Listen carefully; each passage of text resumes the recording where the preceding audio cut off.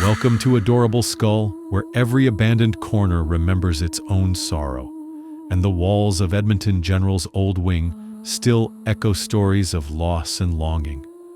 Tonight, we explore real hauntings, rooms soaked with grief, phantom children crying in the dark, and a mother who never found rest. Before we begin, dare to subscribe on YouTube and TikTok if you don't mind sharing your nightmares with the rest of us. Once, these halls were filled with tiny voices, bright laughter, muffled cries, the heartbeat of a pediatric ward. Later, they housed the elderly, Alzheimer's patients whose memories had already begun to slip away, but they were not spared from what still lingered here. They spoke of nights when the walls seemed to breathe, when the stillness was broken by a sound no living child could have made.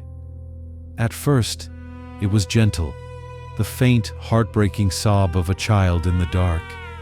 It would drift along the corridor, slipping under doors, curling in your ears until you felt the weight of it in your chest. But then, the laughter would follow, not joyous, not innocent, high-pitched, distant, as though filtered through something old, warped, and unkind. The sound of a child, played on a broken record that no one remembers putting on. One nurse told me she couldn't stand it any longer. She paused her rounds, bent down to whisper into the shadows, "It's all right. I'm here." When she straightened, she saw them, rows of small, empty beds, the moonlight cold on their untouched sheets. And then she felt it, icy breath right against her neck. They say she died in agony, alone. The child she had carried for 9 long months never drew breath. Her grief did not end here. It became part of the building itself. She wanders between the 6th and 8th floors, always searching, always calling. At first, it's almost tender, the muffled sob of a mother rocking an infant only she can see. But then, the crying shifts. The baby's wail stretches into something hollow, empty, until it becomes a sound you no longer want to follow. Those who've met her never forget the feeling. An arm slipping gently around your waist from behind. A warmth quickly replaced by a cold so deep it feels like your bones will crack. And then, that smell. Not rot, not death, but the raw, unmistakable scent of childbirth.